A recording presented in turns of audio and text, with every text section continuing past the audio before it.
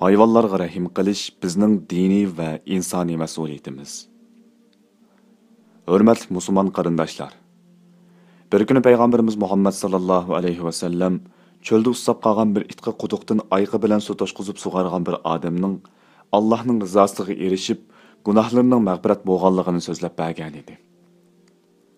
Sahoba ikromlardan biri payg'ambar alayhissalomdan: "Ey Allohning payg'ambari, hayvonlarga qilgan yaxshiliqimizdami bizga savob, ajr bormi?" deb so'ragan edi.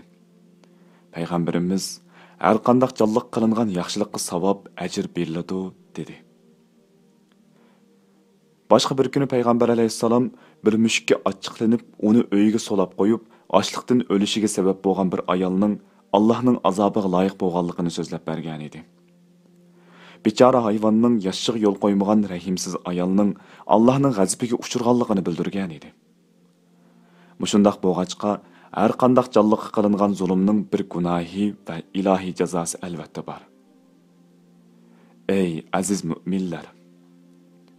Kainotdagi har qanday jonliqqa o'xshash hayvonlarmi Allohning qudrati va borligining bir dalil isbotini bildiradi. Eng kichik hayvonlardan cho'nglargacha barliq hayvonlar Allohning maxluqi bo'lib qimmatlikdir. Ham ular Alloh tarafidan insonlarga omonat qilingan. İnsanlarning hayvonlarga qarshi insofli, shafqatli bo'lish mas'uliyati bor. Islom hayvonlarga zulm va xo'llashni ifoda qiladigan va ularning yaratilish xususiyatiga muvofiq bo'lmagan har qanday muomalani qilishni cheklaydi.